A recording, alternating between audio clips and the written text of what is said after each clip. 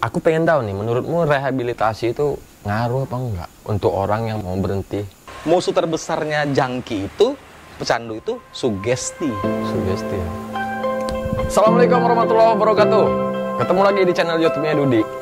Kali ini kita punya narasumber, bukan pembalap dan bukan juga mekanik. Aku bersama Adi. Assalamualaikum Bang Adi. Waalaikumsalam. Asik kan? Seru. Ini seru. Bang Adi ini teman lama aku. Biasa dipanggil kakek. Dari zaman sekolah ya kek ya. Iya. Dari zaman aku SMP, kalau nggak salah kami itu udah saling kenal. Cuman kami itu beda hobi. Kalau dulu aku dari SMP hobinya memang di otomotif. Kakek ini hobinya dulu kalau nggak musik, ngeband, pokoknya dunianya seperti itu ya kak ya. Iya. Nah, Adi ini sempat juga masuk ke dalam lingkungan yang gimana kita bilangnya kayak yang gloomy. Iya. Kalau aku sih nganggapnya sekarang udah jadi bahan lucu-lucuan. Bahan lucu-lucuan kan sebenarnya kalau sekarang. Udah jadi kayak gitu. Pada saat itu menyeramkan. Bang Adi ini sempat berada di dalam situasi di mana hidupnya itu dikelilingi dengan narkoba. Dan narkobanya pada saat itu suntik ya kayak ya. Kalau sekarang kan trennya mungkin trennya yang dibakar atau gimana gitu kan? Ya sama. Kalau yang dulu gimana? Yang dulu tuh sama sebenarnya. Awal-awalnya memang ketika pakai pertama kali kan belum berani lah buat jarum gitu. Jarum suntik itu sebenarnya menjadi alternatif pilihan terakhir yang ketika dosisku saat itu sudah makin tinggi, sementara pemasukannya nggak ada. Oke. Kalau misalnya dibakar tuh kan istilahnya kalau zaman dulu kami itu ngedrek namanya. Itu kan bendanya sama. Ya, kalau sekarang kan yang aku beda. Ini, sekarang zatnya beda. Apa namanya? Walaupun sebenarnya ada juga yang zatnya yang lagi tren sekarang ini disuntik. Ada juga. Ada. Zaman kejadian udah jadi ketahuan. Nanti kok aku bilang artisnya yang udah meninggal itu ketahuan nanti ininya kan. Umur kita gitu. Nggak apa-apa lah. Zaman kejadian Alda tuh Alda. Iya. Penyanyi Alda itu. Alda Risma. Itu disuntik. Itu suntik ya. Kalau trennya kalau nggak salah ya. Dan aku dulu beberapa kali ada teman yang minta tolong dipegangin tangannya dan dia menyuntikkan sendiri, dimasukkan, ditarik lagi, dimasukkan, ditarik lagi seperti itu kayak. Iya, memang kayak gitu. Ya, padahal sebenarnya kalau misalnya dari segi nggak ngaruh juga sih sebenarnya, cuma sugestinya aja seperti itu. Dimasukin, dikeluarin dulu lagi, dimasukin lagi. Itu sebenarnya cuma sugestinya aja sebenarnya. Padahal ketika cuma dimasukin sekali aja kan udah nyampur nih ke darah kan. Udah jalan dia nih di aliran darah. Udah bereaksi. Kayak itu tahun berapa?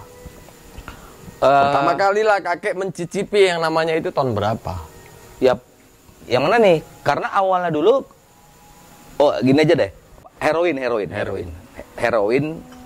Kalau bahasa trennya di Indonesia apa? Putau, etep, putau, etep. Gitu.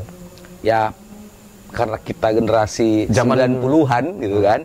Ente aja aku nggak. saat itu si Putau ini lagi booming lagi hitsnya. Siapa sih yang nggak kenal artis A, artis B, artis C, mau di dalam negeri, mau di luar negeri yang nggak pakai itu gitu loh.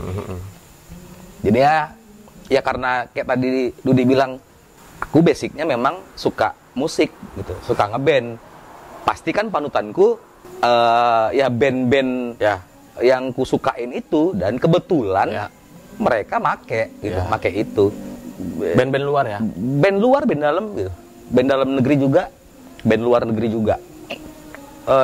Awalnya sih kenalnya SMA ya? SMA, tapi tidak begitu intens. 96, 95. 96, 95. Yang intensnya ketika sudah selesai SMA. Oke. Selesai SMA udah keluar dari rumah. Mandiri. Ente tahulah gitu kan. Aku ngekos di mana saat itu gitu. Kerjaanku apa kan? Jualan bla bla bla.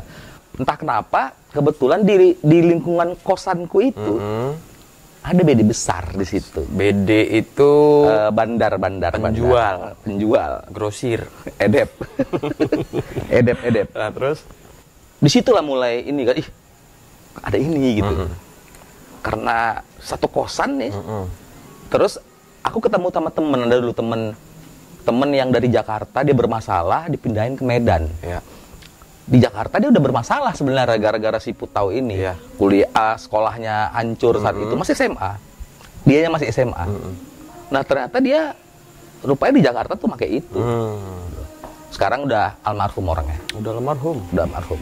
Ini dia nanya di mana beli gini, ya aku bawa ke kosanku. Ya udah pakai bareng. Ya awalnya masih ngedrek aja. Ngedrek itu dibakar awalnya. Pakai timah rokok, terus uang kertas digulung gitu kan. Bahasa kerennya lah, casing the dragon, kayak ngedrek gitu kan. Habis itu si Antonnya tiba-tiba ya karena makin dalam, ketahuan bermasalah segala macem.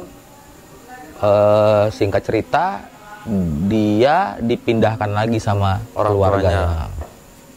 Ya mungkin dulu saat itu pikir orang tuanya Medan belum terkontaminasi sama itu kan. Salah ya kan? Salah. Sama aja. Lebih parah mungkin ya. Kalau di lebih parah sama sih, di semua kota sama. Yeah. Kenapa aku bilang di semua kota sama?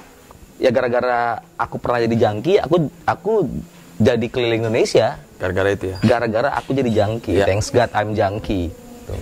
Jadi istilahnya tuh zaman itu pemakai, pengguna, pecandu itu namanya junkie ya kayak. Kenapa jadi junkie? Junkie itu ya apa ya, dari bahasa dari jang sampah. Yang emang jadi sampah saat itu gitu. Sampah dalam arti kata sampah, ya apapun dilakukan buat ngedapetin itu. Kakek ini dulu yang aku tahu, dia tuh bukan nggak punya skill, dia punya skill gambar, desain grafis, musik gitu kan. Seandainya mungkin pada saat itu skill dia tuh diasah, mungkin beda cerita ya kayak ya. Tapi sayangnya, bukan sayangnya sih, tapi ternyata si kakek ini lebih memilih jalur yang lucu ini tadi. Yang lucunya, kayaknya dulu kita sama-sama mulai ya. Ngedesain sama-sama mulai, fotografi. Pada saat itu desain grafis belum. Fotografi sama-sama mulai, cuman ya temen-temen yang dulu sama-sama mulai sekarang udah jadi wow. Saya jadi wow. Terus ya itu makin hari makin intens gitu kan. Ya sempet juga yang aku di Bandung, sempet juga aku main ke tempatmu di Jogja gitu kan.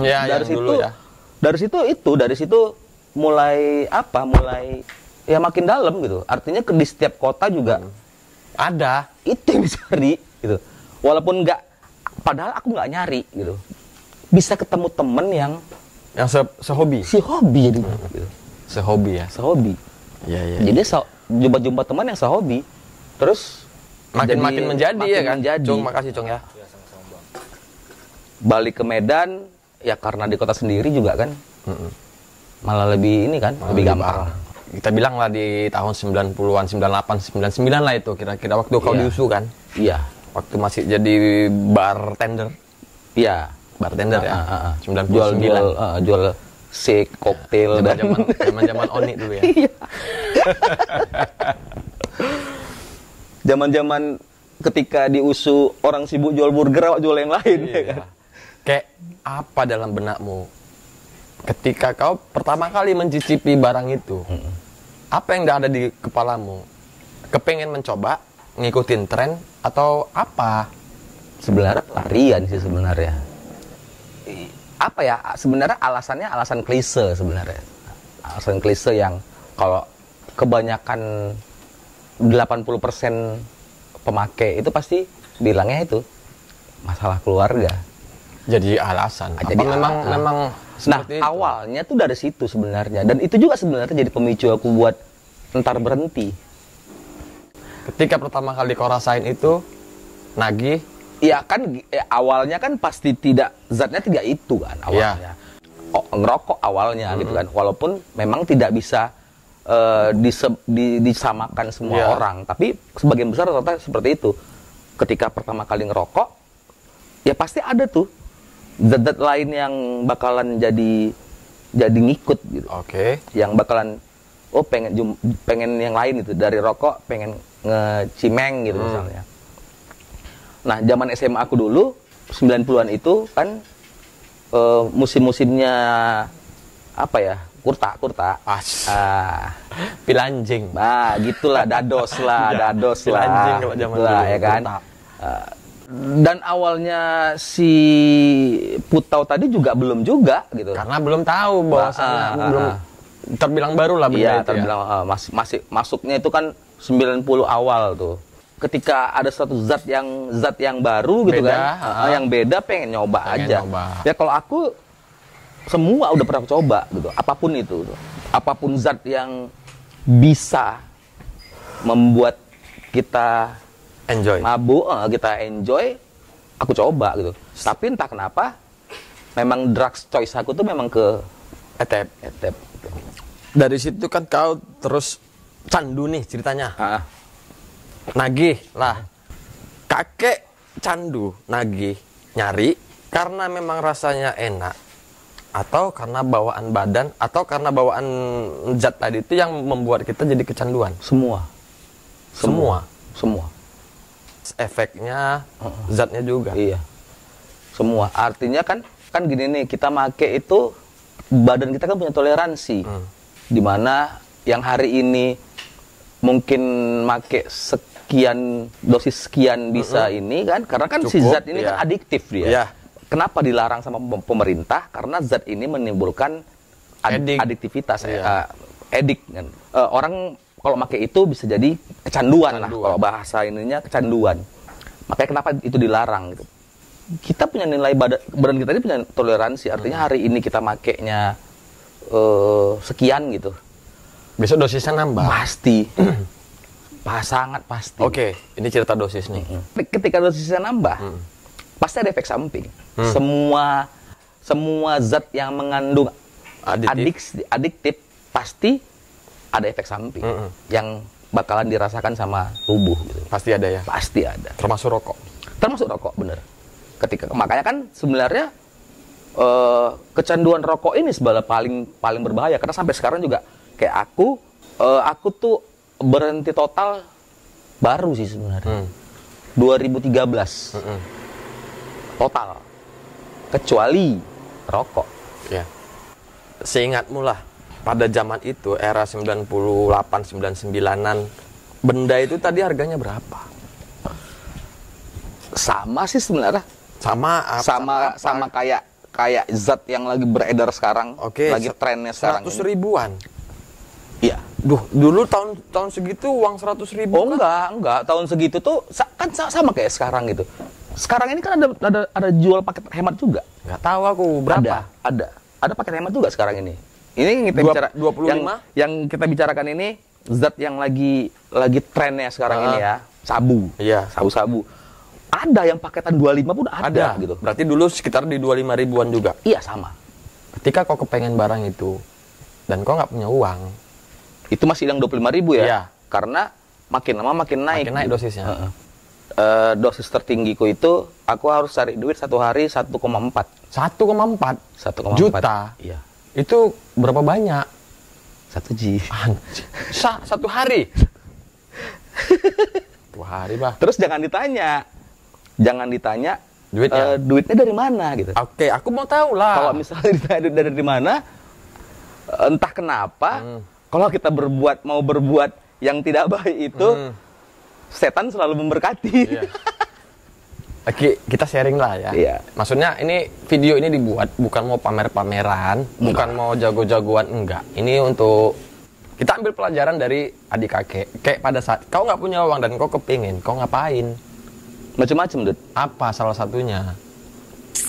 Salah satunya, yang pasti salah satunya apa ya dibilangnya? Oke, ngejual barang.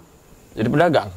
Enggak, ngejual barang-barang pribadi. Yang ada gitu kan? Yang ada, tapi alhamdulillahnya mungkin karena saat itu juga dasarnya aku make kan dulu tuh karena juga karena pergaulan kan. Iya. Pergaulan yang ketika aku bergaul sama teman-teman yang teman-teman di lingkungan aku yang sama-sama pemakai, kebetulan strata ekonominya lebih tinggi daripada aku. Tajir. Dari situ ya awalnya dibiayain, ditraktir. Okay. Cuman kan yang namanya apa ya, dalam dunia narkoba ini nggak ada sahabat. Betul. Nggak ada teman. Nggak ada sahabat. Karena suatu saat dia pasti ngerasa juga gitu. Atau dia pasti bakalan ngilang dalam arti kata macam-macam gitu. Ngilang dalam semua hal gitu. Misalnya ngilang karena dia ketahuan sama keluarganya, dia dimasukin rehab, ngilang karena dia mungkin ketangkap polisi, ngilang mungkin karena dia mati gitu, macam-macam. Atau ngilang karena memang udah nggak mau lagi membiayain kita, karena dia juga dosis dia juga naik gitu. Dan ekonomi dia juga udah mulai menipis karena mau sekaya apapun habis gitu, nggak ada menangnya. Aku pengen tahu nih, dari mulai kau paketan 25.000 kayak badanmu masih nerima, hingga sampai 1G tadi, itu kan prosesnya bertahun-tahun. Berapa tahun? Iya, nggak tahu lah, nggak ngitung aku berapa tahun. Tapi bakalan seperti itu ya. Bakalan. Ketika dosismu sudah 1G dan kau dapatnya paketan 100.000, udah nggak ngefek? Enggak ngaruh, nggak ada. Makanya aku harus ya 100, misalnya gini, misalnya aku pagi cuma punya duit 100.000 gitu kan, pakai aku pagi, tapi aku siang bakalan pakai lagi, wajib ya, sore harus lagi, malam harus lagi, mau tidur harus terus lagi ya? Jadi udah kayak rutinitas bukan yang tadi aku bilang, bukan yang kayak tadi aku bilang misalnya segitu memang langsung dipakai sekali, enggak. Itu dosis untuk sehari ya? Iya, pagi, siang, sore, malam. Ketika kau butuh dosis tadi dan kau nggak punya uang, kau nggak punya barang untuk dijual, yang kau rasain di dalam badanmu itu apa? Rasanya seperti apa? Sehingga orang itu rela jual barang, atau maaf nih ya, yang aku tahu bahkan ada yang rela jual diri. Iya, banyak. Apa yang dirasakan sama badannya ketika nagih? Apa ya? Iya, nagih. Apa sih istilahnya dulu itu? Kalau sakau. Ya, sakau. Kalau bahasa medisnya withdrawal namanya. Ya, withdrawal. Apalah itu dah. Apa yang dirasakan kayak? Apa ya? Gemetar, apa segala macam ngilu. Semua. Ya dari ujung kaki sampai ujung kepala ngilunya. Mual, perut sakit. Ya udah mules semua segala macam. Ya kalau nggak itu nggak bisa makan. Iya. Parah ya. Ya udah jadi makanan pokok, bukan nasi makanan pokoknya. Malah kadang-kadang rela nggak makan demi itu ya. Iya, rela nggak makan. Walaupun ketika siap dapetin itu baru terasa laparnya. Jadi second jadinya. Iya. Bukan jadi prioritas.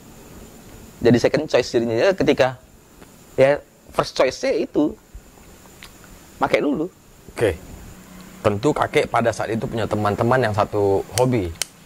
Punya geng lah. Misalnya nih berlima, berenam, tiba-tiba satu ada yang meninggal. Banyak. Mau meninggal dalam cara apa? ya yang pecandu itu meninggal banyak macam-macamnya gitu.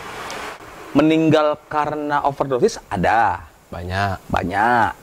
Meninggal karena sakit ada. Banyak.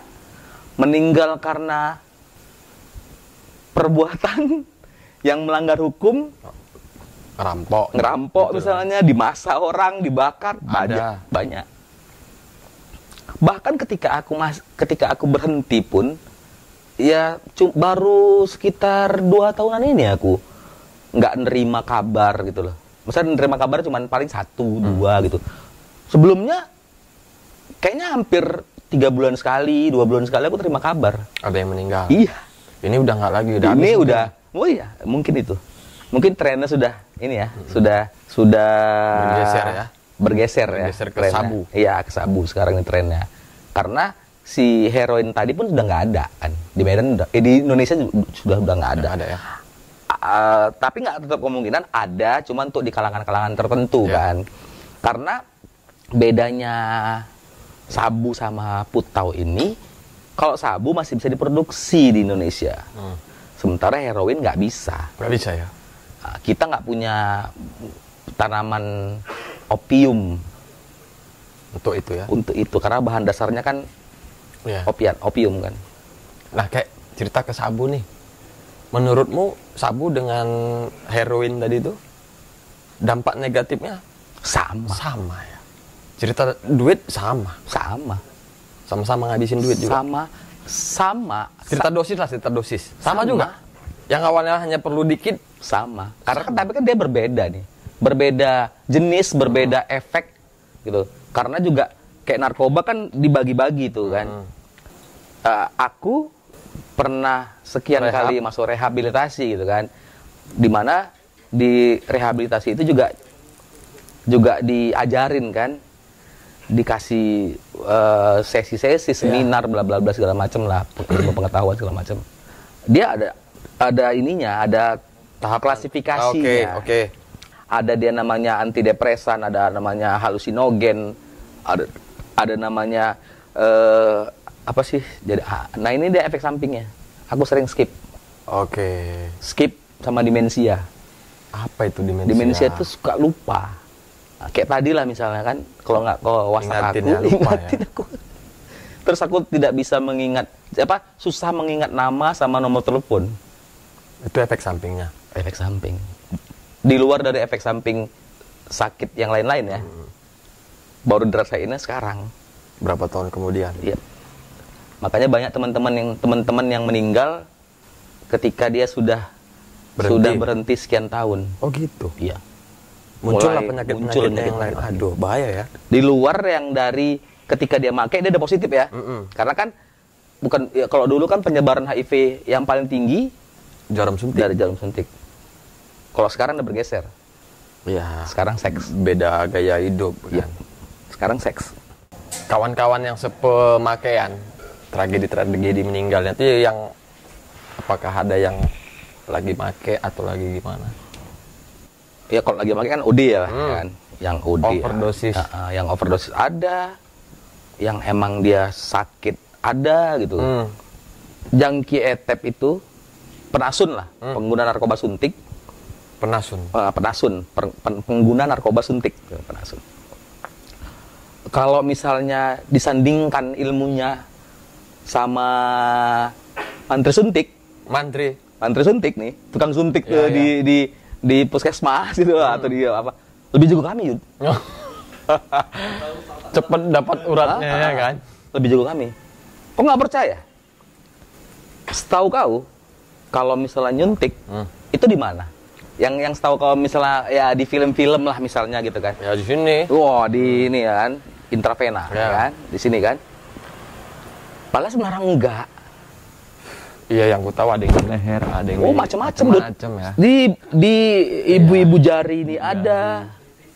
Nah, di di sini betis ada, di paha ada. Terus sama satu lagi tuh di selangkangan nih. Ada. Ya nggak perlu kasih tahu lah.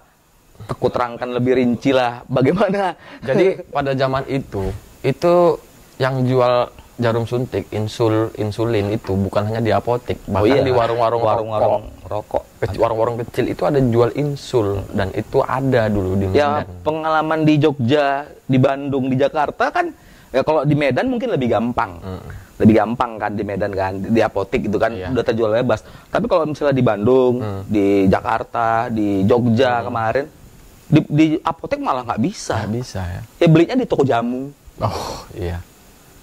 Toko obat kuat. Iya. Kayak kalau misalnya di Jakarta misalnya di daerah hutan kayu itu kan, ya itu malah ada yang di warung-warung kios-kios rokok gitu. Ya. Yang memang teman-teman pemakai udah tahu. Iya. Oh ya ada jual tuh situ, standar lah. Bahkan kalau di Medan malah teman-teman itu jarang beli juga, karena ada petugas-petugas dari LSM Yang bagi-bagi ini. Yang bagi-bagiin jarum suntik steril. Biar steril, ya. Untuk hindarin HIV. Betul. Memang ada program pemerintah dari KPAN kan, Komisi Penanggulangan AIDS Nasional. Berapa kali pernah masuk kayak berurusan sama yang berwajib lah? Berapa ya? Takut bilang sombong. Berapa? 4. Masuk semua. Iya. Ada yang keluar 1 kali yang pertama. 4 kali. Enggak, ada teman-teman banyak yang lebih banyak. Terus, oke lah, itu udah nggak usah kita cerita. Rehabilitasi pernah masuk? Sering. Berapa? Sering? Lebih dari 2 kali? Lebih. Aku pengen tahu nih, menurutmu rehabilitasi itu ngaruh apa enggak untuk orang yang memang mau berhenti? Tergantung orangnya. Tergantung orangnya. Iya. Artinya, bukan tergantung rehabnya ya. Artinya kembali ke orangnya. Iya. Kalau dia memang mau, bisa. Kalau dibilang rehabilitasi itu bagus, sangat bagus. Sangat bagus. Gitu. Karena di rehab juga aku banyak belajar. Gitu. Banyak belajar dari situ. Gitu. Cuman tetap kembali ke orangnya. Malah kayak aku pribadi, akibat pengetahuanku yang banyak itu yang aku jadi bolak-balik make lagi. Kalau bahasa rehabnya relapse lah. Relapse. Gara-gara itu, gara-gara udah tahu itu jawabannya apa. Misalnya, gampang ya make lagi, udah tahu nyawa. Nanti kalau sakau harus begini. Terus kalau kira-kira udah nggak tahan, udah tahu nyawa nanti bakalan masuk lagi. Justru dapat ilmu baru ya dari situ ya, dari rehab ya. Ya kau bayangkan, di rehab itu aja. Di dalam program itu kan ada seminar, dikasih lah dari mulai ilmu kesehatan. Kalau misalnya sakit A, sakit B, sakit C, penanggulangan pertamanya seperti apa? Ya kalau standarnya P3K, misalnya ada orang OD, overdose segala macam itu dikasih tahu, sampai ke ilmu psikologi. Dikasih tahu, diajarin juga. Udah macam mahasiswa psikologi gitu. Sama materinya gitu.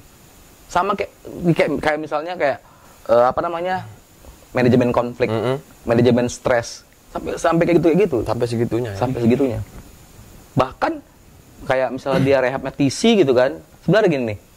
Rehabilitasi itu kan ngebuat orang yang awalnya hidupnya tidak berdisiplin, jadi disiplin gitu. Karena semua pecandu, hal yang paling susah dirubah bukan dia make, tapi hal yang susah dirubah itu mindset, pola pikir ya. Karena semua pecandu itu pasti tidak mau menghargai proses. Maunya cepet aja. Nggak sabar. Makanya segala cara dilakukan demi dapetin itu. Dan itu kan berlangsung nih bertahun-tahun. Sehingga jadi habit kan, jadi kebiasaan. Itu yang susah dirubahnya. Makanya sebenarnya kayak misalnya masuk rehab itu kan awal yang pertama kali harus detoksifikasi kan, detox. Iya. Ngeluarin racun dari dalam tubuh. Itu sebentar. Tapi ngilangin habit. Paling lama itu sebulan. Paling lama sebulan itu. Bahkan kalau misalnya jangki pecandu heroin itu cuman seminggu 2 minggu selesai udah. Bisa. Bersih. Tapi habitnya nggak hilang. Itu yang susah. Makanya program setelah detoksifikasi itu yang lama. Iya.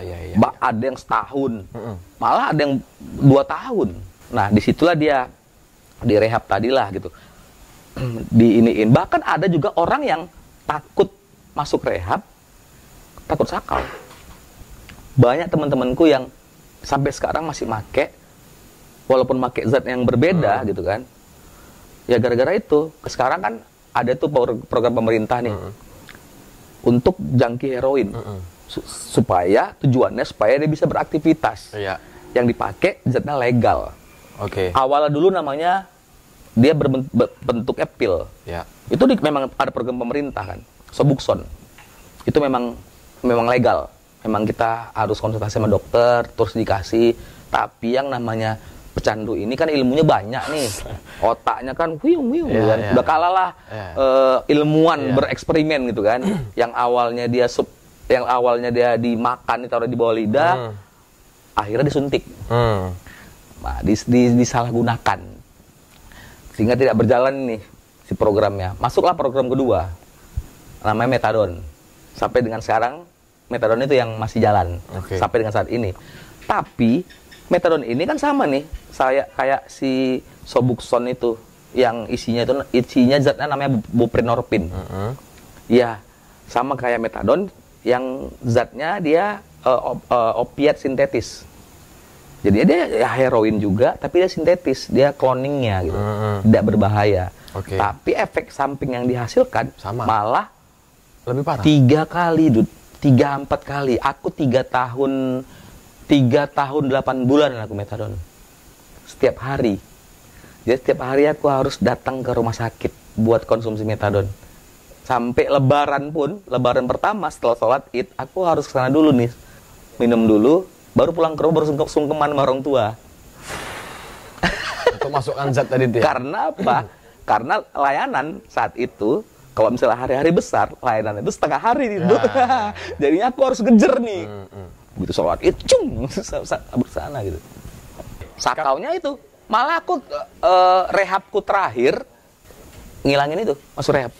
Ngilangin metadon. Walah, lain lagi pula kasusnya udah. Iya. Nah sekarang gini kayak rehab itu bayar. Ada yang bayar, ada yang tidak. Ada yang bayar, ada yang enggak. Ada yang tidak. Aku tidak tahu lah sekarang ya, udah karena aku udah nggak update lagi. Oke, sebentar. Ini kakek ini dulunya malah sering diajak untuk sosialisasi ya, kayak ya? Bukan sosialisasi sih, lebih ke testimoni aja. Testimoni anti narkoba ya. Ya karena kan dulu kan basicnya kan dulu ada program pemerintah yang dari KPAN yang ada LSM yang bergerak di penanggulangan HIV/AIDS. Jadi aku pernah jadi relawan di situ. Karena kan di lingkungan jangki, kalau menerima orang yang bukan jangki susah kan? Susah kan? Karena kan mungkin nanti dianggap cepu, dianggap kibus, rusak, gitulah ya kan dianggap. Nah, makanya dicarilah teman-teman yang jangki juga gitu.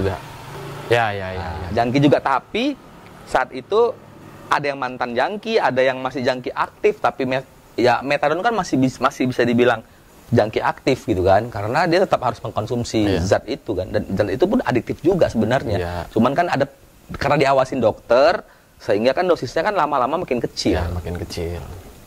Jadi ya gitu, bergerak di itu. Baru yang berapa kali aku masuk rehab, akhirnya lucunya semua program rehabku itu aku nggak pernah lari gitu, nggak pernah.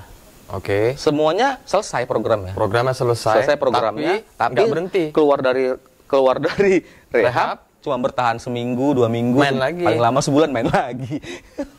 Artinya kesimpulannya rehab sendiri pun juga sebenarnya kurang efektif ya. Rehab yang rehabilitasi tadi itu sebenarnya kurang efektif. Enggak juga. Makanya aku bilang dia kembali ke personalnya masing-masing. Iya, balik ke personalnya. Iya. Karena kesimpulannya. Kalau si orang yang nggak ada niatan kuat untuk berhenti ya nggak juga ya. Justru di dalam malah banyak teman. Betul. Bener ya? Betul. Tapi ada juga yang memang dia berhasil. Ada yang berhasil. Ada yang berhasil. Banyak malah yang berhasil. Niat. Ya memang makanya kan kembali ke personalnya gitu. Makanya mau rehab di seluruh dunia tidak ada yang menggaransi teman-teman yang masuk ke situ keluar bakalan bersih, nggak bakalan pakai lagi gitu. Nggak ada. Karena rehab itu cuma jadi jembatan aja sih. Sebenarnya rehab yang sesungguhnya itu sebenarnya ketika satu langkah kita keluar dari facility, keluar dari rehab. Itu rehab yang sesungguhnya. Itu rehab sesungguhnya ya. Iya. Makanya kalau ada namanya NA, Narcotic Anonymous, ya filosofinya ya just for today, hanya untuk hari ini. Ketika kok hari ini, kok nggak usah mikirin besok-besok. Hari ini kok harus clean, bersih gitu. Besok biar besok lah itu gitu. Besok lah. Terus besok ya gitu lagi. Just for today lagi. Ya, lama-lama kan jadi ini kan terbiasa kan. Itu sebenarnya. Nggak usah mikirin jauh-jauh gitu. Nah, kau pikirin hari ini aja, just for today aja. Gitu aja. Kita break dulu cerita masalah tadi. Nah, sekarang adik kakek ini punya aktivitas kesibukan ataupun hobi itu berupa apa namanya ini kayak diecast. Diecast itu miniatur mobil-mobilan ya, seperti itu. Ya, aku nggak bilang ini hobi, aku bilang ini penyelamat. Penyelamat apa nih? Penyelamat aku. Penyelamat aku berhenti dari yang tadi. Dialihkan kemari. Nih, dialihkan. Ini perlu ditiru, gitu kan. Kalau yang tadi cerita-cerita itu hanya itu sekilas masa lalu, tapi ya ambil positifnya yang dari cerita tadi, ceritanya si kakek. Jadi sekarang ternyata hobi diecast dia ini justru bisa menghentikan aktivitas masa lalunya yang lucu tadi kayak ya. Iya. Dan sekarang hobinya aktivitasnya di sini. Yep. Ini mengkoleksi atau jual beli? Koleksi iya, jual beli iya. Oke. Tapi awalnya koleksi. Awalnya koleksi dan pada akhirnya jadi jual beli dan jadi bisnis. Ketika mengkoleksi terus ketemu teman-teman yang sehobi, ada komunitasnya, terus aku gabung ke komunitas itu. Nyaman. Sebenarnya nggak hobi baru sih, Dud. Iya. 2000 ya. dari dulu kan udah suka mainan aku kan. Dari dulu kan kau tahu kamar aku dulu banyak gitu kan. Cuman ya gara-gara jadi pedagang ya kan. Akhirnya jadi ketika 2013 tadi 2014 lah jumpa sama temen gini, kebetulan kan aku kan kerja di event organizer. Terus tiba-tiba satu event aku ketemu sama temen lama yang dia ada di komunitas itu gitu. Mobil-mobilan gitu loh. Ya udah dari situ teracun balik, relapse balik gitu. Nah sekarang gini kayak ini misalnya nanti ada yang mau pengen ngintip koleksimu, kemana ngelihatnya? Ceknya di IG. Apa nama IG-nya? IG-nya? IG-nya Kuli Garasi. Kuli Garasi. Nah jadi kawan-kawan nanti misalnya ada yang mungkin satu hobi dengan kakek, coba cek Instagramnya Kuli Garasi. Bisa sistem barter, bisa jual beli juga bisa ya. Jadi kawan-kawan coba dicek aja Instagramnya Kuli Garasi. Bisa juga komunitas di Medan namanya Medan Diecast. Medan Diecast. Medan Diecast. Ada juga itu IG-nya juga Medan Diecast. Nah, ini banyak yang rare di sini. Mungkin kawan-kawan yang kalau aku sih nggak begitu. Bukan nggak begitu, aku tertarik, cuman aku takut. Takut kena racun. Takut edik. Iya, ini sebenarnya ini parah. Iya. Ini racunnya, adiksinya parah. Iya. Cuman adiksinya lebih ke investasi sebenarnya. Investasi garis bawah. Karena kan kalau si narkoba tadi kan habis gitu aja kan. Kalau ini nggak habis. Ini ada ya. Ini ada dia. Iya. Walaupun ya itu gitu. Udah ada, pengen beli lagi. Sedikit kayak ceritakan dulu apa ini diecast ini. Apa yang membuat dia tuh harganya bisa sangat mahal? Macam-macam sih. Sedikit aja. Yang pertama, yang pasti yang susah didapat lah. Rare. Bahasanya rare lah ya. Dari semua tipe mainan pasti ada barang-barang yang susah didapat nih. Mau dia main Gundam, mau dia main figur, mau dia main Tamiya. Nah, kebetulan yang aku kumpulin kan saat ini diecast yang skala berapa? Skala 64. Oke. Ya, skala 4. Karena kan diecast itu kan macam-macam nih. Yeah. Skalanya kan macam-macam. 118, 124, 132. Ini 164. Oke.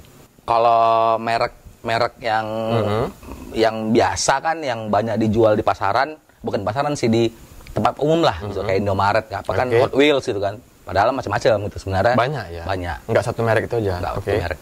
Ya beda-beda lah, walaupun masih ada lagi merek-merek lain yang bagus-bagus juga. Nih kayak ini kan Hot Wheels. Ya. Yang ini Jada. Ini Jada juga. Yang ini Era Cars. Yang ini M2. Ada juga yang Johnny Lightning, ada Green Light. Aku nggak ngerti. Di antara barang ini semua, menurutmu mana yang harganya itu cukup bernilai?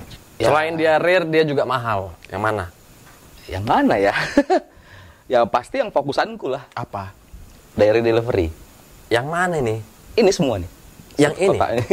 Ini? Iya. Ini yang paling mahal? Semuanya? Dibandingkan kotak-kotak ini? Iya. Yang di dalam ini mahal? Yang masih ada packingannya dan yang tidak ada packingan tetap mahal ya? Mahal. Tapi ini rata-rata fan semua modelnya? Iya. Memang model gini yang memang mahal? Aku ngumpulin. Memang ngumpulin yang ini? Ngumpulin ini. Ini kok tulisannya Seringai? Ya itu custom. Yang dua itu custom. Maksudnya gimana? Buat digambar sendiri? Print? Iya. Set. Digambar sendiri. ini kan di repin nih, dicat ulang. Ini man, seringai ini man. Terus di dekal, aku desain dekalnya. Tuh kawan-kawan nanti kalau memang mau ngintip-ngintip koleksinya silahkan cek Instagram Kuli Garasi Diecast. Satu lagi Diecaster Medan. Medan Diecaster. Diecaster. Nah kayak tadi kan cerita masalah di rehabilitasi. Kesimpulannya tadi aku dengar cerita dari kakek. Intinya rehabilitasi itu sebagus apapun rehabilitasinya, kalau si personnya tidak punya niatan yang cukup kuat untuk berhenti, ya nggak berhenti juga.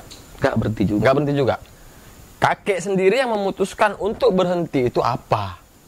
Ya masing-masing orang punya alasan sendiri kan. Oke, sekarang kakek. Kalau aku capek. Lelah. Tahun berapa terakhir 2013. kali? 2013 terakhir? Iya. Capek apa nih? Badan capek, duit capek, semua capek. Jenuh. Capek, mau tidur, mikirin besok makainya pakai apa, duitnya, gitu kan? Udah mikirin ke sana lah. Iya, karena mau tidur mikirnya itu gitu. Terus bangun tidur mikirnya itu juga. Bangun lagi. Tidur dibangunin sama sakau, dude. Asik. Sakit kali tuh rasanya, disumpah. Habis itu pun kawan-kawan yang sehobi udah pada tak kemana ya kan? Sebenarnya tidak. Sebenarnya malah aku yang ngindar. Oke. Nah, aku yang ngindar. Jadi gini loh. Pernah nyoba ketika aku masih make, nyoba nongkrong di lingkungan yang beda nih. Oke. Yang teman-teman yang normal lah. Nggak nyambung, Dut. Aku ngerasa macem asing, macem sendiri tapi di tengah keramaian gitu loh. Akhirnya balik lagi ke lingkungan itu. Sementara ada ngerasa minder? Ada. Wah, pasti ada. Pada saat kembali ke lingkungan yang normal. Mengatasi minder itu apa kayak gimana caramu? Ya caraku mengatasi minder itu, jadi gini nih. Orang kan beda-beda punya strategi masing-masing kan. Nah, kok strategi aku dulu ya memang keluar dari situ, Dut. Benar-benar keluar. Artinya gini nih. Aku punya basic yang ini aku bisa nih kerja di rehab manapun ini, gitu kan. Ya aku punya basic. Tapi ternyata aku cari setelah ngomong ke konselor. Nah, bahkan sampai dengan saat ini aku masih berhubungan baik nih sama konselorku. Ya kadang kalau aku mumet gitu kan, jadi udah bukan jadi konselor, jadi udah jadi kayak abang, kawan kakakku, curhat lah ya kan? Kawan curhat. Kebetulan dia memang psikolog kan. Ya aku tinggalin dunia itu. Bisa ya? Iya. Tinggalin ke dunia itu dan masuk ke dunia yang baru. Memang putus kontak. Harus ya? Harus. Kontak-kontak yang ada di situ hapus semua ya. Walaupun aku tidak pernah berganti nomor. Ya. Sejak dulu. Itu nomorku, nggak pernah sampai dengan saat ini. Cuman memang saat itu memang clear. Ku clearkan phone book tuh, ku clearkan. Terus aku nggak pernah mau menerima telepon yang nomornya aku kenal. Oke. Dan terbiasa sampai sekarang jadinya gitu. Itu ya kebiasaan jelekku jadi itu gitu. Oke.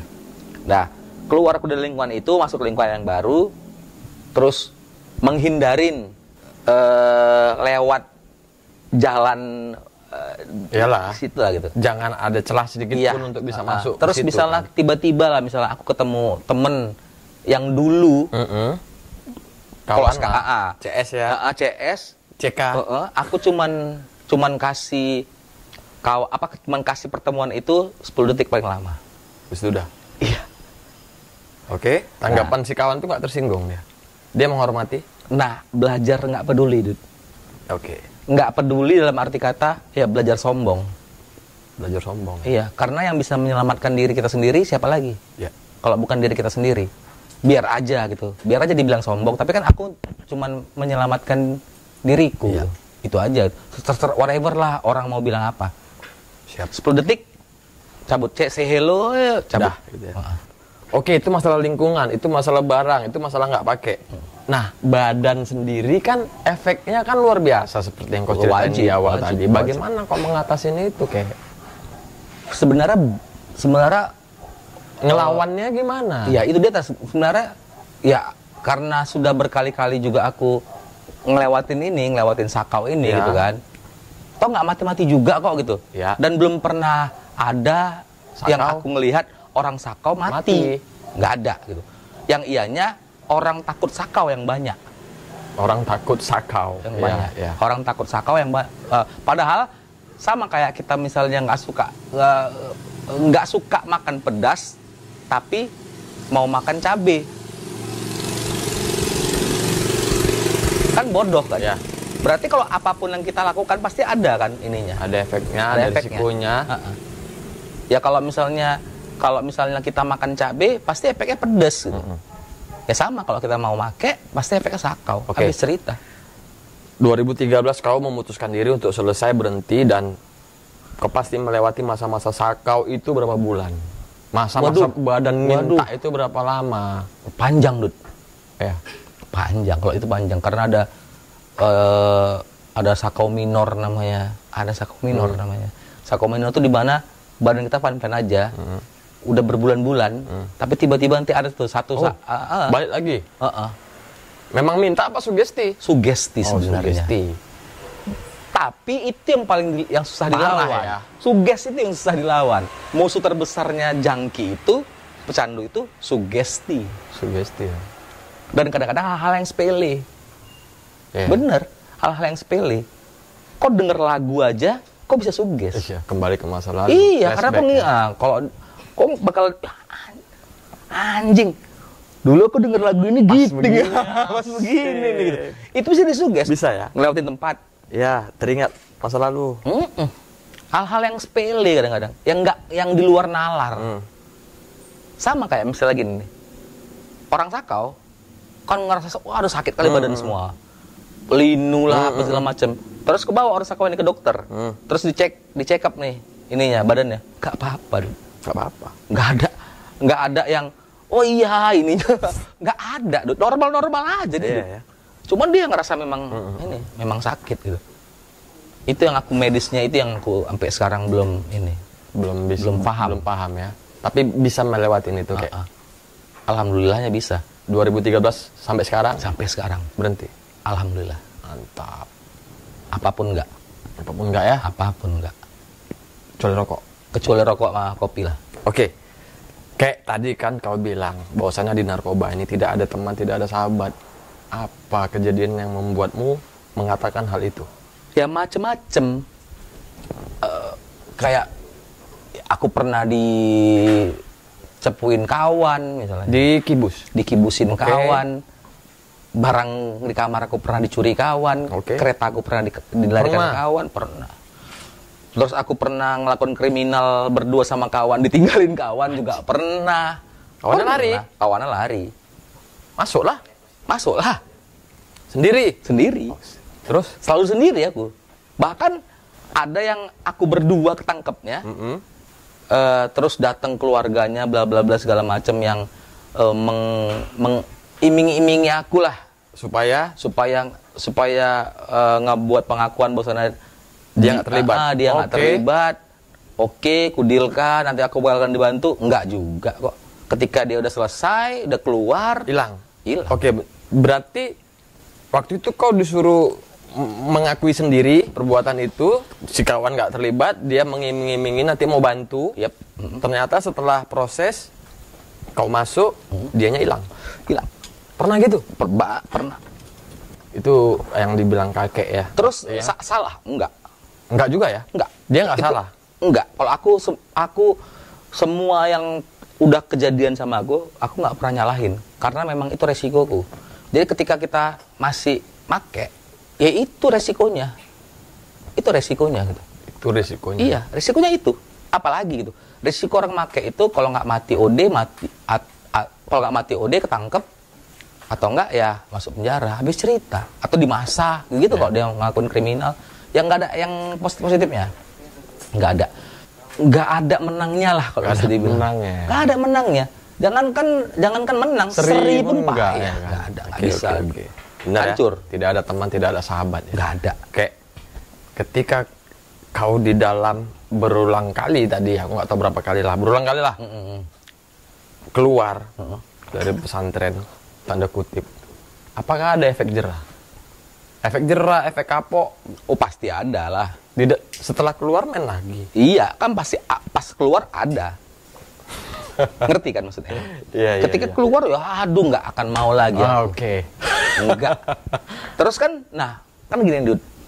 Kalau aku yang kurasakan ya, nggak tau lah teman-teman yang pernah dulu ada di dalam itu. Kalau aku yang kurasakan ketika aku keluar, aku nggak tahu mau kemana. Iya. Jadi apa blank lah gitu. Ya balik-baliknya ke lingkungan itu lagi. Iyalah, gitu. itu yang terdekat kan. Iya. Oke. Balik-baliknya ke lingkungan itu lagi gitu. Sama kayak orang yang baru keluar rehabilitasi, sama. Makanya kan sekarang ini kan sudah ada program yang pasca rehab. Pasca rehab. Jadi teman-teman yang keluar dari rehab juga tetap harus terus dibimbing. Ada ikut program pasca rehab namanya.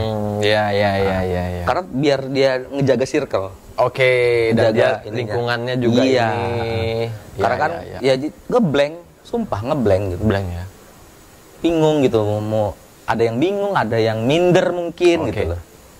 Ada yang nggak tahu dong. Habis ini mau ngapain gitu. Ujung-ujungnya balik lagi. Karena nggak ada yang rangkul juga saat itu. Ada ya. Belum ada yang tadi itu ya, circle tadi itu ya. Terus kayak ini kayak yang kau dulu lah waktu di pesantren itu. Di dalam ada barang itu. Ada dong. Harganya? Ya harganya pasti lebih mahal. Tapi ada. Mau ngapain aja? Ada ya. Tapi nggak tahu sekarang ya. Kalau di masa aku Zaman ya. itu ada ya. Mungkin ya sekarang nggak tahu ada apa enggak gitu. Iya. Tapi kalau di zamanku dulu gitu kan, ada gitu. Kayaknya aku sudah cukup banyak lah nih ngulik-ngulik cerita masa lalumu kayak. Mungkin yang nonton nanti ini dari berbagai kalangan ya. Dari anak remaja, dewasa, mungkin yang tua. Karena yang namanya narkotika ini nggak mandang usia. Bener? Bener. Bahkan nggak mandang usia, nggak mandang pekerjaan, nggak mandang latar belakang apapun. Laki-laki perempuan bisa? Bisa. Jangankan laki-laki perempuan. Dari keluarga baik-baik, jangankan yang keluarga broken, dari keluarga baik-baik juga ada kok. Ada. Oke, sekarang gini kayak. Bagi orang-orang yang mungkin saat ini berada di dunia itu, dan dia punya keinginan kuat untuk berhenti, apa pesanmu untuk mereka? Pesannya jangan takut. Takut apa? Jangan takut buat berhenti. Nggak usah mikirin yang nggak perlu dipikirkan sebenarnya. Oke, lakukan aja. Kalau bilang gampang ya enggak. Aku nggak bilang gampang. Nggak bilang gampang, nggak bilang rumit juga. Nggak bilang gini deh. Aku nggak bilang gampang, tapi bisa dilakukan. Ya? Oke. Bisa dilakukan. Kalau gampang ya udah banyak yang kayak gitu kan. Gitu. Terus satu lagi ya itu tadi gitu. Apapun yang berbau narkoba, ya nggak ada menangnya. Nggak ada menangnya. Itu tadi buat pengguna yang sudah capek dan pengen berhenti. Ini pesan ini buat yang baru mulai mencoba atau baru kejebak ceritanya. Mungkin baru sebulan 2 bulan atau setengah tahun. Tipsnya buat mereka apa ya? Don't play with the devil. Hentikan segera. Gitu. Jangan, nggak usah neken kontrak sama setan lah. Iya bener. Kalau misalnya gini kayak dalam karena ketika kita neken kontrak, siap mati. Detekin kontrak kan berarti kita harus ini kan? Harus kejebur kan? Iya. Apabila dalam lingkungannya, mau dari lingkungan manapun, seperti itu, apa yang harus dilakukannya? Dicari lingkungan lain. Iya, bener. Pokoknya, kalau kita main-main sama narkoba, nggak ada menangnya. Nggak ada menangnya. Kalau mau dari aspek manapun nih, sisi manapun ini, nggak akan ada menang. Nggak akan ada menangnya. Apalagi yang udahlah dia make, dia sok-sok mau jual. Nggak akan terjual. Ya. Ada yang terjual, tapi duitnya nggak akan ngumpul. Ya, betul. Karena kebutuhan dia make juga tinggi juga gitu. Iya. Terus resikonya ke kesehatan, ke badannya ya dulu ya. Terus resikonya juga terhadap hukum juga. Hukum, masyarakat. Ya sampai dengan saat ini aja sebenarnya kayak aku aja masih ku terima stigma negatif. Oh iya ya jujur aja aku pun dulu waktu tahun berapa kita pertama ketemu lagi, aku kan ada sedikit curiga lah. Ya wajar kan sedikit curiga, ini kakek masih yang dulu nggak? Ya emakku aja sampai sekarang juga masih masih abu-abu kok sebenarnya. Orang Gitu. tua Kalau sendiri. ditanya secara jujur dia ya gitu ya, masih abu-abu juga kok. Pantang aku nyeleneh sikit gitu kan, tingkahku yang aneh sikit, dia nanya pasti. Gitu. Nanya ke situ juga. Arahnya. Apalagi gitu. Itu aja karena dosa terbesarku itu kan itu. Karena aku jadi pecandu, jadi pemakai bertahun-tahun gitu. Makanya sebenarnya kayak usiaku berhenti aja masih belum sebanding sama usiaku panjang pas aku make. Jadi wajar-wajar aja gitu. Iya. Cuman kan masalahnya kan sekarang kita belajar buat nerima aja gitu. Oke. Ya apapun resikonya ya memang aku yang menciptakan Oke. stigma negatif terhadap diriku sendiri. Artinya gini ya, kalau misalnya lingkungan masih menganggap kita negatif, ya itu resiko dari apa yang dilakukan. Ngebuktikannya dengan apa? Ngebuktikannya bukan dengan omongan. Ya. Ngebuktikannya dengan ya tunjukin aja gitu loh. Kerjaan kita, Iya. tingkah laku, omongan, semualah. Toh orang bisa nilai kok. Nih anak ini masih dalam keadaan tidak sadarkah? Apa dalam keadaan sadar? Karena gampang kok ngelihatnya sebenarnya. Iya ya. Ngelihatnya sebenarnya, oh ini masih make nih. Kelihatan kok. Ya. Kelihatan banget. Terus misalnya nih kayak aku ada denger juga nih teori-teori yang mengatakan katanya apa sih namanya itu, kayak yang katanya dimandi, yang katanya pakai ilmu agama itu apa namanya? Ruqyah. Bisa nggak itu? Pernah nggak teman-temanmu di ruqyah? Pernah. Efektif? Aku pun pernah. Berhasil? Hah? Berhasil nggak? Enggak. Aku nggak berhasil. Tapi ada yang berhasil. Ada yang berhasil. Artinya kembali ke personalnya lagi. Kembali ke personal lagi. Apapun bentuk rehabilitasinya kalau aku bilang. Karena kan rehab ini kan juga macam-macam kan. Ada yang TC, therapeutic community, ada yang religi, itulah keagamaan tadi gitu kan. Macam-macam nih. Ada yang juga namanya ya kayak metadon tadi kan salah satu bentuk itu juga kan, tapi dia rawat jalan, tidak rawat inap, tidak dia in charge lah, tidak dia nginep di situ. Kayaknya aku sudah pernah melalui proses itu semua. Segala program itu gitu. Segala program yang religi aku pernah, sampai yang ya ke ruqyah itu sampai pakai kemenyan putih lah, apalah macam lah itu kan. Ya nggak ada salahnya juga gitu loh. Kalau memang mau dicoba gitu kan. Tapi intinya dari dalam hati sendiri ya. Iya betul. Keinginan sendiri. Betul. Bahkan ya ada juga orang yang keluar dari rehab sembuh gitu. Ada ya. Ada juga. Kira-kira apalah nih pesan terakhir buat kawan-kawan yang nonton, mudah-mudahan video ini bisa bermanfaat. Pesan ini kita berbicara narkoba tadi ya. Pesan buat teman-teman yang belum make, jangan pernah mau mencoba. Jangan pernah nyoba. Klise lah, standar lah ya kan. Kayaknya kalau misalnya kayak kampanye-kampanye narkoba itu ya kan, jangan pernah make. Tapi emang bener gitu. Ya. Jangan pernah gitu. Jangan pernah make. Terus bagi yang teman-teman yang sudah pernah make, yang saat ini sudah pernah make gitu kan, ya cepet-cepet berhenti. Cepat-cepat berhenti. Cepet-cepet stop lah. Oke. Stop, tinggalin zatnya, sama tinggalin lingkungannya. Karena sebenarnya kunci utamanya lingkungan sebenarnya. Kalau zat itu kan gampang itu gitu. Tapi lingkungan yang terpenting. Tinggalin lingkungannya ya, yang sudah make. Terus kalau yang buat temen yang sudah lama make nih, terus pengen berhenti, kayaknya nggak ada alasan lah buat tidak berhenti gitu. Karena alasan-alasan kayak takut ditinggalin temen, ada yang kayak gitu. Aneh itu kadang-kadang, makanya iya. Iyalah, takut ditinggalin temen, takut ngerasa nggak punya kawan ya. Takut nggak punya kawan, terus takut juga sakau. Sakau nggak mati kok gitu. Kalau sakit, iya sakit pasti. Sakit pastilah. Namanya apapun yang kita buat, resikonya pasti ada. Mau perbuatan baik, mau perbuatan buruk gitu. Ada ya.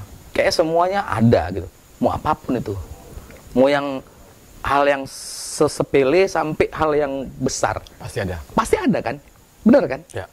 Terus apalagi nih bagi tadi yang udah pakai? Sama ya buat teman-teman cari hobi aja. Hobi yang lain. Hobi yang lain. Hobi yang positif. Ya mau misalnya apapun lah ya. Apapun lah ya. Sepeda, mau apa, mau motor, boleh ya kan. Oke. Hobi lah. Gitu. Terus gini kayak bagi orang-orang yang mungkin kayak kau nih kayak udah selesai berhenti dan pasti dulu yang mungkin dulunya pernah tukar-tukaran jarum suntik, nggak ada salahnya kan check up kayak. Nggak ada salahnya. Check up periksa wajib, barangkali periksa. Wajib ya. Wajib. Barangkali jangan nanti, takut lah. Barangkali nanti ada penyakit-penyakit lama ya. Kalau zaman dulu kan itu tuh jarum suntik tuh kan. Kayak zaman sekarang kan juga seks. Iya. Check up aja lah gitu. Check up ya. Terus kalau misalnya tiba-tiba biar tahu gitu loh. Kalau misalnya cepet tahu kan kita cepet penanganannya. Ya, penanganan. Jangan ketika udah ngedrop dulu, udah kolaps dulu, baru check up. Nggak guna. Nggak guna ya. Ya kalau masih sehat-sehat aja, nggak masalah itu. Gitu. Nggak tabu itu ya. Enggak gitu. Okay. Terus kalau misalnya tiba-tiba nih, buat teman-teman tiba-tiba ada yang dia kena HIV gitu. Terus kenapa? Nggak hina juga kan? Nggak hina juga dan nggak apa-apa juga gitu. Bukan banyak teman-temanku yang udah sekian puluh tahun hidup dengan HIV/AIDS, ya sekarangnya fine-fine aja gitu. Ya, yang penting bisa punya anak gitu. Oke. Bener. Yang penting dari awal tahu batasin. Tahu batasinnya. Terus ya hidup sehat. Nah, hidup sehat sendiri kan bukan cuma untuk orang yang HIV. Ya, semua ya. Iya, kan untuk semua kan. Iya. Nah, sebenarnya kalau aku sih ngebilang ke kawan-kawan yang terpapar HIV, kalian beruntung. Kenapa beruntung? Hah? Kalian beruntung, Tuhan sayang sama kalian. Oke. Kalian dikasih teguran kan, harus hidup sehat. Iya. Kasian yang buat teman-teman yang sehat-sehat aja tiba-tiba mati. Iya. Bener kan? Karena hidup sehat tadi, ya sehat kan macam-macam, Dut. Ya kita ngerokok gini juga sebenarnya nggak sehat kan, sebenarnya. Cuman kan sehat secara universal lah. Iya. Ya itu sih. Nah itu tadi obrolan panjang kita dengan teman lama yang sudah banyak melewati masa-masa bahagia. Masa-masa lucu. Masa-masa lucu. Yang jelas video ini bukan untuk jago-jagoan, bukan untuk pamer-pamerannya kayak ya. Untuk memberi pesan buat teman-teman agar stay away from drugs. Bener ya kayak? Jangan aku yang ngomong lah. Ente yang udah alumni. Kayak duta BNN dari. Kayak duta BNN. Iyalah. Ya kalau aku sih, ya itu tadi. Pesan aku cuman nggak usah narkoba. Nggak usah coba-coba lah ya. Pokoknya nggak ada menangnya. Ketika ada yang di lingkungan, ayo coba. Dan kalian mengatakan tidak, nggak usah malu dikatakan. Jangan takut buat cemen, cupu, apa, nggak usah takut. Kalau memang enggak, ya enggak gitu. Ya maaf nih, kami dulu dekat gitu. Ya kayak sangat dekat hubungan kami berkawan. Tapi ya aku tahu dia begitu dan dia tahu aku nggak mau pakai. Ya so kenapa? Kami masih berteman. Ya kayak dia nggak ada berusaha ngajak-ngajak aku juga nggak ada berusaha minta. Mudah-mudahan teman-teman semua bisa membatasi pergaulan. Jangan pernah dijauhi orangnya. Dijauhi narkobanya. Ya? Narkobanya. Thank you banyak kakek. Siap. Aku doakan makin lancar, makin sukses. Amin. Apa kesibukan sekarang? Kesibukan masih ngerjain event-event. Asik. Masih. Ya, belum dapat event. Rezeki udah ngatur. Iya, rezeki udah ngatur. Ya masih main diecast. Hobi, masih diecast. Sekali lagi kawan-kawan kalau mau ngintip-ngintip koleksinya cek Instagram Kuli Garasi, sama cek juga Instagram pribadi aku juga. Apa? Kuli Suara. Kuli Suara. Dulu dia nih apa? Krunya sound engineer ya? Iya. Oke, sekian dulu video kita kali ini. Jika ada salah kata, salah penyampaian dalam obrolan kami, mohon dimaafkan. Intinya kami bukan mau jago-jagoan, bukan mau ngerasa menggurui, bukanlah. Intinya hanya mau berbagi ya kayak ya. Jika ada salah kata, salah penyampaian, mohon dimaafkan. Dudik Sendal Jepit beserta Adi, kakek, dan teman-teman yang ada di sini, ada Chris sebagai kameramen, Bujas juga